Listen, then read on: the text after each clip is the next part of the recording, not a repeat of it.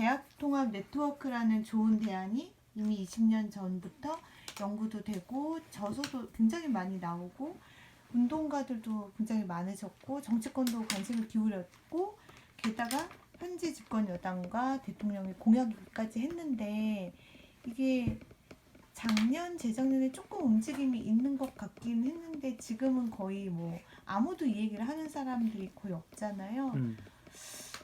왜 이렇게 되지 않는 건지 그것밖엔 답이 없다는 생각이 드는데 그 이유가 궁금합니다. 그러니까요. 저도 궁금한데요. 저도 궁금한데 아무튼 지금 한국 사회를 이렇게 감싸고 있는 거대한 무력감 같은 게 있는 것 같아요. 무력감 같은 게. 어떤 새로운 사회에 대한 꿈을 꾸는 사람이 없어요. 사실은 정치인에게 가장 중요한 자질은 비전을 갖는 거거든요. 새로운 삶을 꿈꾸는 능력. 이거보다 더 중요한 게 저는 없다고 봐요, 정치인에게. 근데 한국에선 그런 정치인을 볼 수가 없어요. 이게 국민들에게 큰 불행이라고 저는 생각을 해요. 지금 민주당도 마찬가지죠. 그들은 너무 눈앞에 정치공학적인 이해타산에 밝아요. 그래서 긴 장기적인 그런 꿈을 꾸는 그런 정치인들을 보기 어렵고요.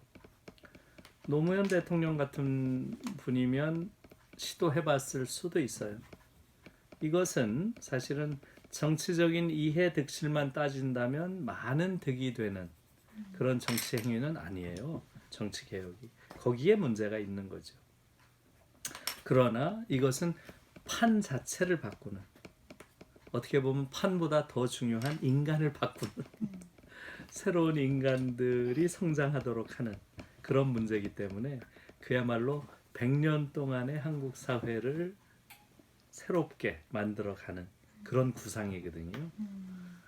그러니까 지금 그 정도의 구상을 할 수 있는 정치 세력이 선뜻 없다는 것이 큰 문제로 보이고요. 예, 아무튼 안타까운 일이지요. 그런데 이제 이것을 당시 68 혁명 직후에 독일과 좀 비교를 해보면 당시에 그 빌리 브란트가 내세운 그런 그 가장 중요한 선거 구호가 교육사회였잖아요. 교육사회. 빌둥스게젤샤프트라고 해서 교육사회였어요. 그러니까 정말 대단한 비전가죠. 그리고 그 비전이 구현이 된 게 오늘의 독일이란 말이에요. 그러니까 독일 사회 전체가 전 세계 어느 나라에서도 흉내낼 수 없는 높은 교양 수준과 정치 의식을 가진 그런 나라를 만든 거죠.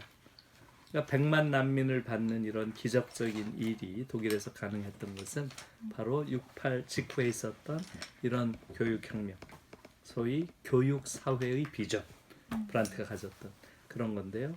우리나라에서는 그런 정치가를 본 적이 없어요.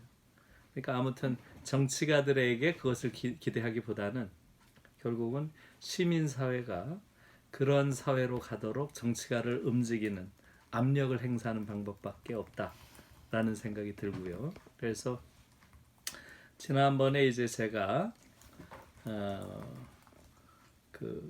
어느 그 학부모이자 이제 교사인 어느 선생님이 어느 분이 이제 제가 지난번에 차이나는 클래스라는 데서 한 그런 강연을 보고서 그분이 쓴 글을 한번 보니까 거기 그런 말씀 하셨더라고요.